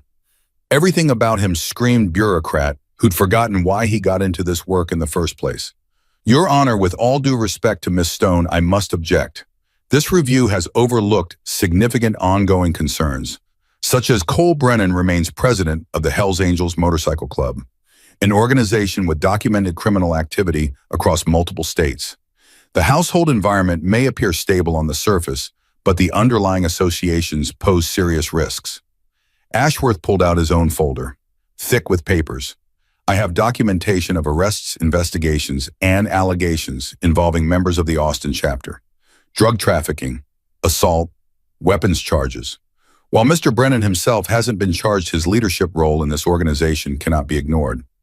"Mr. Ashworth, do any of these charges involve Mr. Brennan directly?" "No, Your Honor." "But do any of them involve activities in or around the Brennan household?" "No, but the risk is not evidence. Do you have any evidence that Rowan has been harmed, neglected, or endangered in the past 6 months?" Ashworth's jaw tightened. Not directly, but the potential doesn't concern me. Evidence does. Miss Thorne, your witnesses. Callista stood, calm, ready. I'd like to call Dr. Evelyn Merrick. Dr. Merrick took the stand, professional, composed. She explained Rowan's initial diagnosis, the severity of her trauma, the depth of her trust issues. When I first evaluated Rowan, I gave her a PTSD assessment. She scored in the severe range. She had nightmares every night. Flashbacks triggered by loud noises, sudden movements, raised voices. She couldn't maintain eye contact, couldn't accept physical affection without flinching. And now her PTSD symptoms have decreased by approximately 70%. She sleeps through most nights. Flashbacks are rare. She initiates hugs with Iris and Cole, makes eye contact naturally, laughs, smiles, exhibits trust. In 20 years of practice, I have never seen a child heal this rapidly. The Brennan family has created an environment where genuine healing is possible. Dr. Merrick looked directly at Judge Harrison. If you remove Rowan from this home, you will undo 6 months of intensive therapeutic work. You will reinforce her core belief that she is unworthy of love and stability.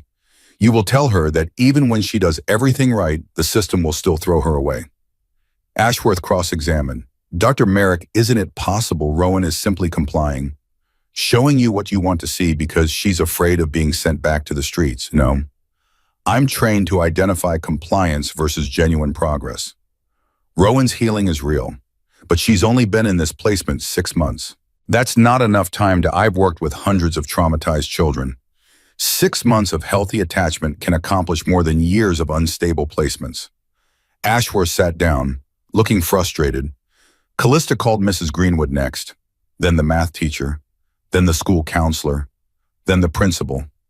One by one, they painted a picture of a girl transformed, a student engaged, a child thriving. Then Callista called her final witness. Your Honor, I'd like to call Quinn Brennan. Ashworth objected immediately. Your Honor, she's 8 years old. Her testimony is irrelevant. She's the reason Rowan is here at all. Her perspective is essential. Judge Harrison considered. I'll allow it. But keep it brief, Miss Thorne. Quinn walked to the witness stand, tiny, blonde, no more walking cast, but she still walked with a slight limp. She climbed into the chair. Feet dangling, looked at the judge with zero fear. Hi, Judge Harrison's lips twitched. Hello, Quinn. Do you understand why you're here today? Yes, sir, you're deciding if Rowan gets to stay with us forever. That's right, and I wanted to ask you a few questions. Is that okay? Yes, sir, Callista approached gently. Quinn, can you tell the judge about Rowan? Quinn's face lit up. Rowan is my sister, my real sister. She saved my life when our car was on fire. She's really brave and really nice. What kinds of things do you do together? Everything. She helps me with my homework, even though math is boring. She braids my hair before school. She reads to me at night when I have bad dreams about the accident. Quinn's voice got smaller. She makes me feel safe because I know she'd never let anything bad happen to me. She already didn't let something bad happen. Do you feel safe with Rowan in your house? Super safe. Rowan would protect anyone. That's what she does. How does Rowan seem to you? Happy or sad? Quinn thought hard. She was sad at first, like really sad. She cried sometimes and she had bad dreams. But now she's happier. What makes you think that? She laughs at Daddy's jokes even though they're not that funny. And she plays games with me. And last week she made cookies with Mommy and she was singing. Really quiet, but I heard her. Quinn leaned forward. People don't sing when they're sad. Callista smiled. Quinn, what would you feel if Rowan had to leave? The little girl's face crumpled, tears welling up immediately. She can't leave.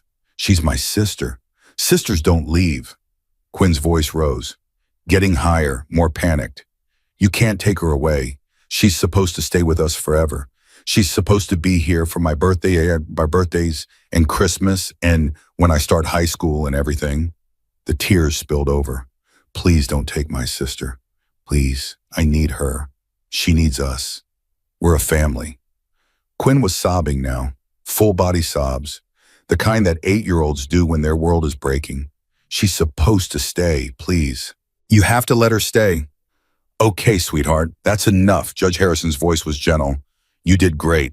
Very brave. Iris rushed forward, scooped up Quinn, held her while she cried. Cole stood up too, put his hand on Quinn's back, the three of them standing there.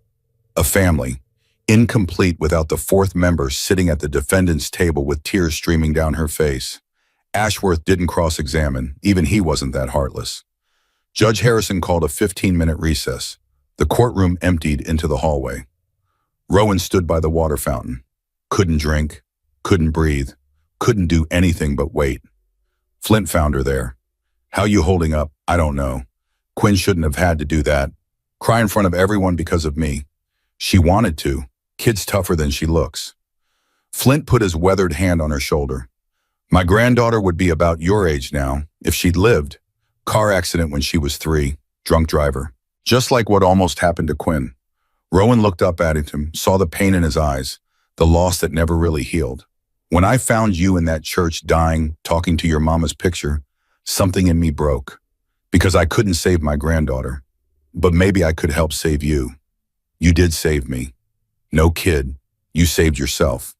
You survived when you should have died. You kept going when you had every reason to give up. All we did was give you a place to land. What if the judge doesn't see it that way? Then he's blind, and we'll make him see. They went back inside. Judge Harrison returned. The courtroom settled. Everyone waiting. Adelaide stood. Your Honor, may I speak? This is highly irregular, Miss Stone. I know, but I've been a caseworker for 22 years. I've handled over 800 cases. And I need to say this. Judge Harrison nodded. Proceed. Most girls like Rowan don't get endings like this. They age out at 18, disappear into homelessness, addiction. Worse, they become statistics in reports nobody reads.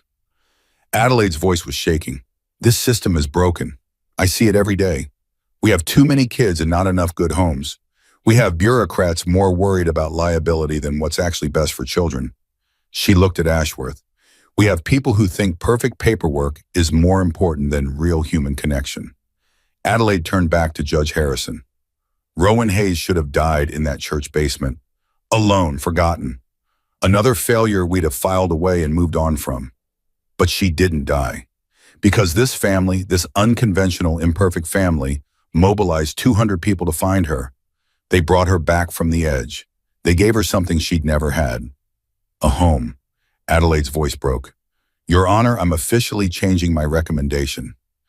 I believe permanent placement is not just appropriate, it's essential. This is what the system is supposed to do. Find children in crisis and give them families who will fight for them. She looked at Rowan. The Brennans fought, and they won. And I'll be damned if I let paperwork destroy that. The courtroom was silent. Ashworth looked like he'd been punched. Judge Harrison removed his glasses, rubbed his eyes. Mr. Ashworth, do you have anything to add?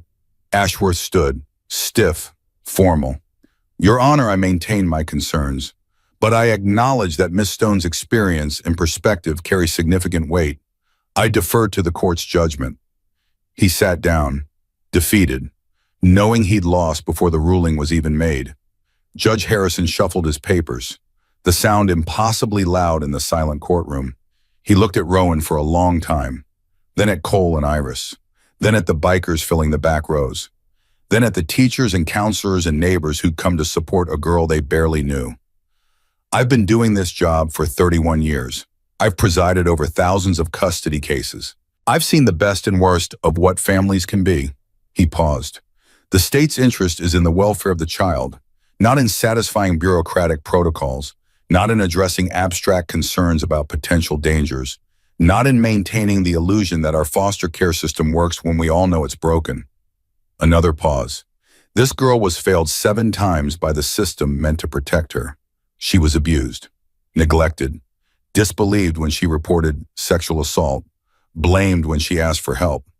Judge Harrison's voice hardened, and then she found people who fought for her, who showed up, who proved through actions, not words, that family is a choice we make. He picked up his gavel. It is the ruling of this court that the temporary custody arrangement is hereby converted to permanent placement. Rowan Hayes will remain in the legal custody of Iris Brennan. The courtroom erupted, but Judge Harrison wasn't finished. He raised his voice over the noise. Additionally, I am approving the expedited review for Cole Brennan's joint custody. Given the exceptional circumstances of this case, his demonstrated commitment to Rowan's welfare, and the clear evidence of positive impact, I am granting Cole Brennan full parental rights effective immediately. The gavel came down. Rowan Hayes is now Rowan Hayes Brennan. This matter is closed. The sound that followed was like thunder. Cheering, crying, bikers pounding the wooden benches, teachers hugging each other, Adelaide Stone wiping tears from her face. Quinn broke free from Iris and ran to Rowan, threw herself into her sister's arms.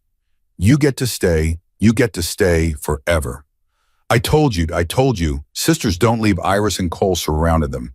4 people holding each other in the middle of a courtroom. A family, complete, official, forever. Flint pushed through the crowd, grabbed Rowan's shoulders.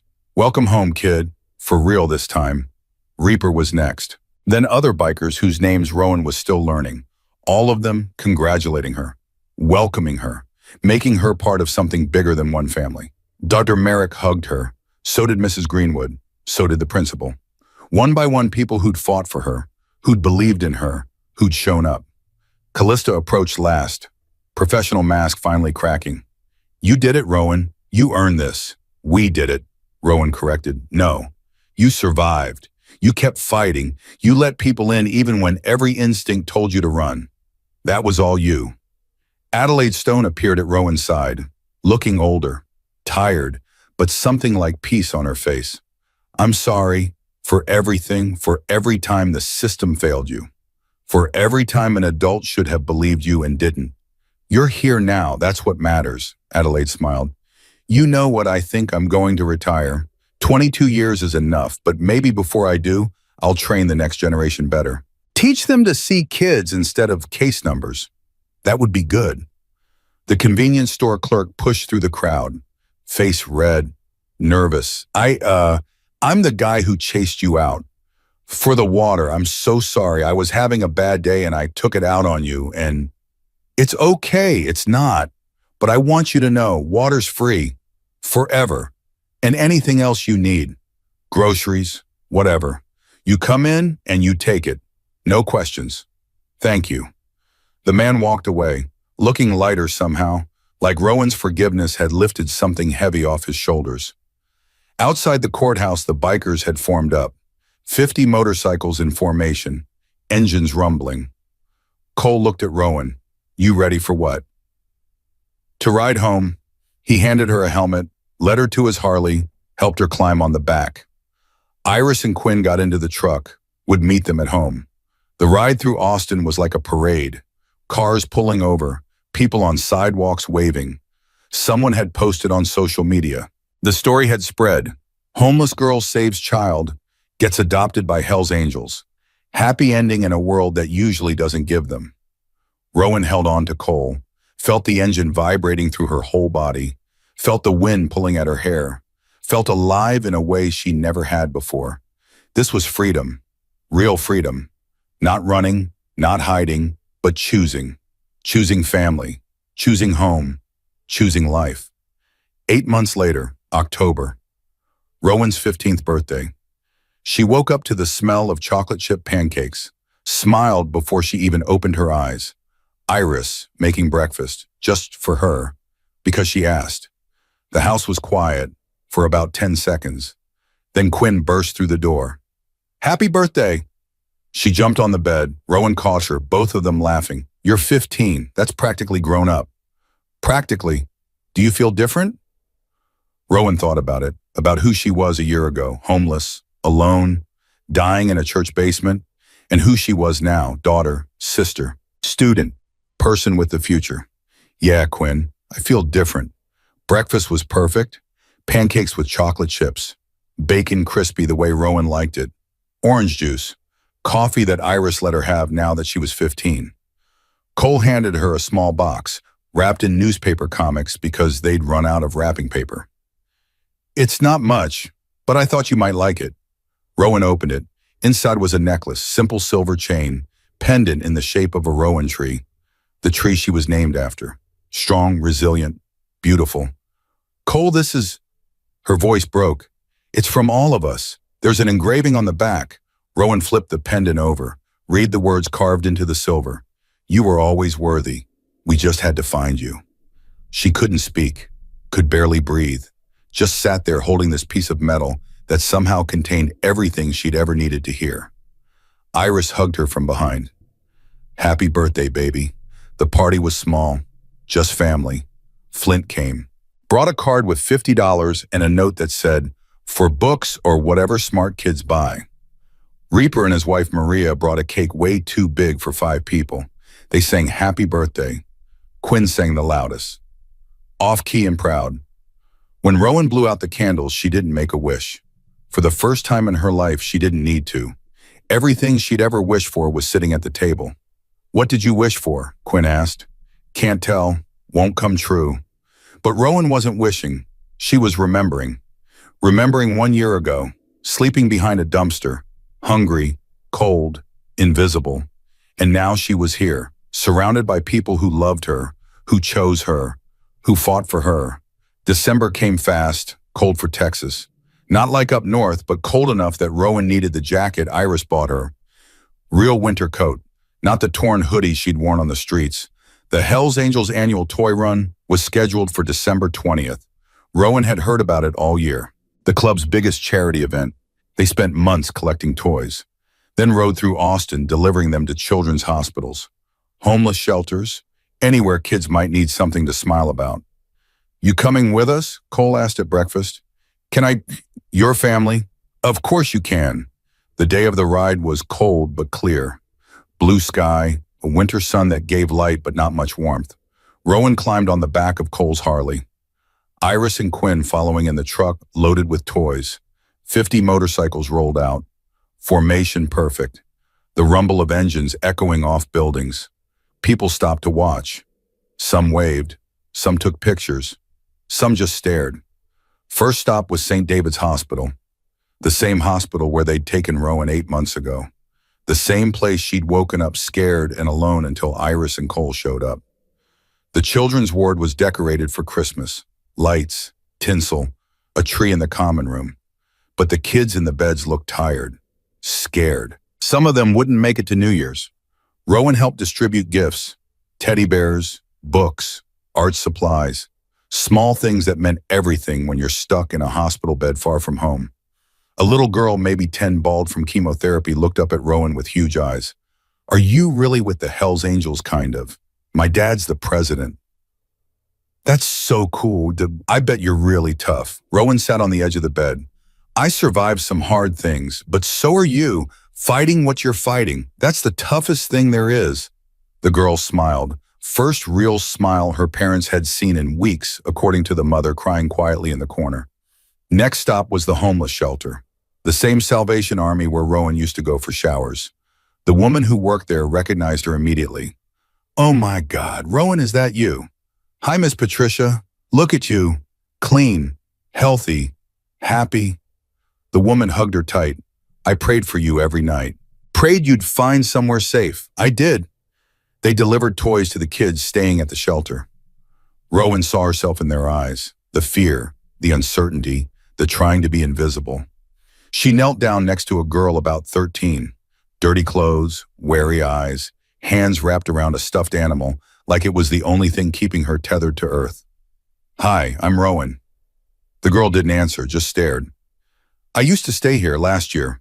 I was homeless for 11 months, lived behind dumpsters, slept in a church basement. The girl's eyes widened slightly.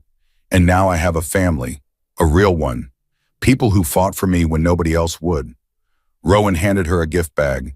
Inside was a journal, pens, a flashlight, a warm hat, practical things Rowan would have needed.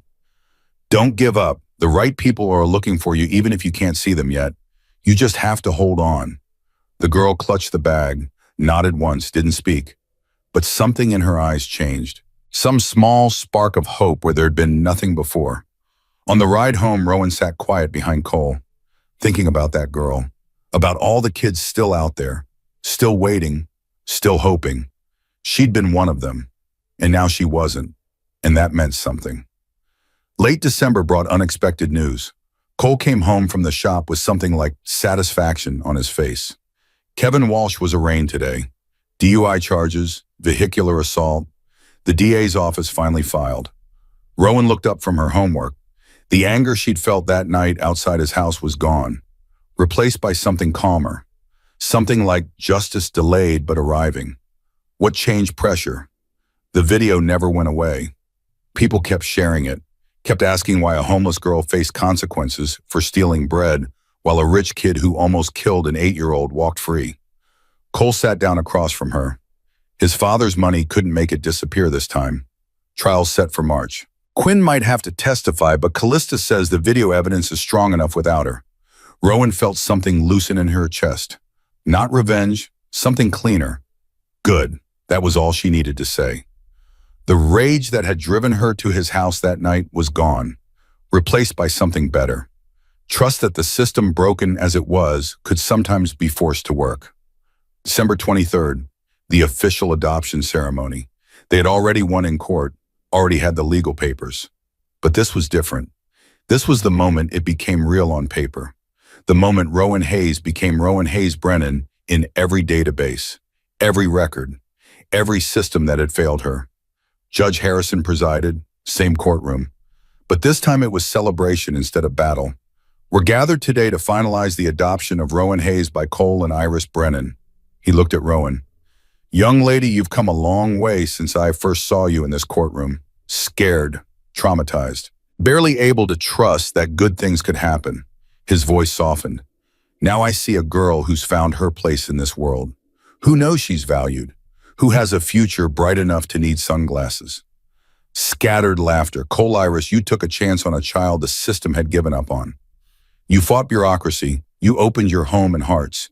You proved that family is built through action and choice. Judge Harrison signed the papers. One by one, the sound of pen on paper impossibly loud. By the power vested in me by the state of Texas, I hereby declare that Rowan Hayes is from this day forward the legal daughter of Cole and Iris Brennan. He looked up. And Rowan, your name shall be changed to Rowan Hayes Brennan, keeping your mother's name because she'll always be part of who you are, but adding your new family's name because they're part of who you're becoming. The gavel came down. Congratulations to the Brennan family.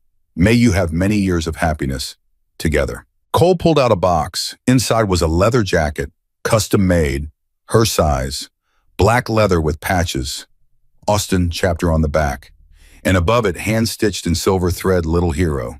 You're too young to be a full member.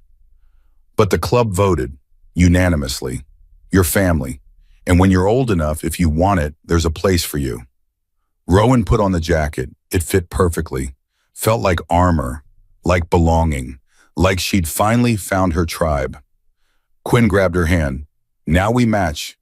We're both Brennans. Yeah, Quinn, we match. 1-year anniversary. August, hot Texas summer, full circle from the day of the fire. The Brennan backyard was packed. 70 people, maybe more. Bikers, teachers, neighbors, Judge Harrison, Adelaide Stone, Callista Thorne, Dr. Merrick. Everyone who'd fought for Rowan. Everyone who'd shown up. Cole stood on the back porch, raised his glass. 1 year ago today, my daughter was trapped in a burning car. 50 adults stood there filming, not helping, just watching.